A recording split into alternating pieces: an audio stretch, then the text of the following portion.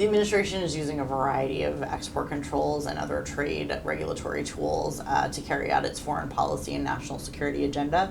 One thing that we have seen is a willingness to use large export controls enforcement mechanisms like the denied parties list for ZTE in 2018 or the entity listing for Huawei and a number of its subsidiaries in 2019 to really restrict the flow of commerce between U.S. parties and third country parties that use U.S. products vis-a-vis Huawei, not only to limit the ability of these companies to access certain tools for commercial purposes, but also to stop certain companies like Huawei from being able to develop their 5G network capabilities.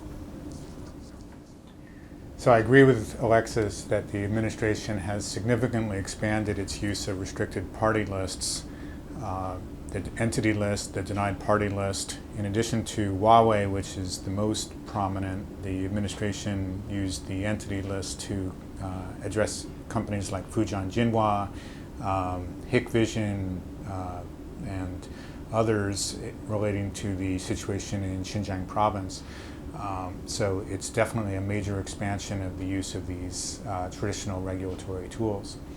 The administration is also engaged in a rulemaking to identify so-called emerging and foundational technologies, and when those are identified, they require a license for export to China. We have seen less come out in that area, but one rule did come out in January relating to geospatial imagery software, which is artificial intelligence software, and we expect that more rules will follow.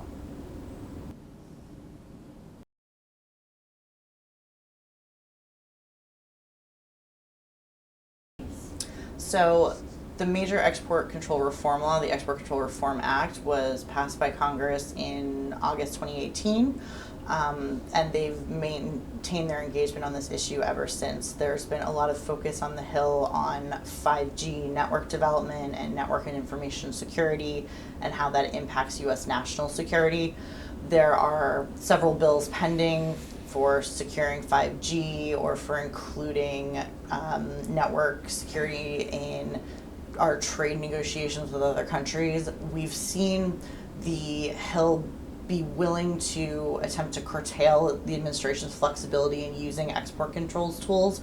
For example, there was a bill in 2018 that would have restricted the ability of the Commerce Department to take ZTE off the denied parties list, although that bill did not ultimately pass.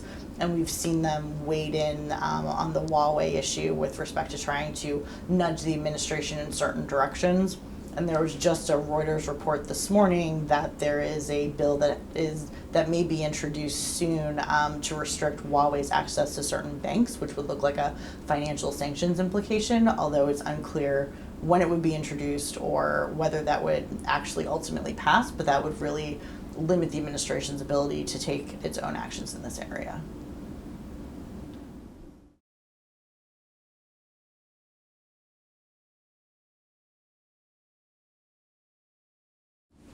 So the main impact has been through the designation of Huawei to the entity list. In these standards development organizations, or SDOs, Huawei is a major participant. There may be 200 or so of these SDOs, and Huawei is present in more than 80% of them. So it's a very significant player.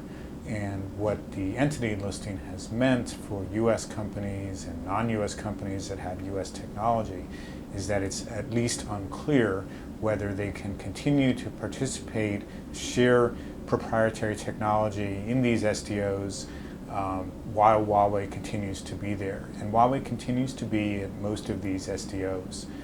So it's been concerning for industry that Huawei continues to be able to participate in shaping these international standards, which provide the future for major technical developments, including 5G networks, while U.S. companies are restricted from participating. And so that has seemed as an unintended consequence, likely, of the Huawei entity listing. Hopefully, action will be taken soon to remedy that situation.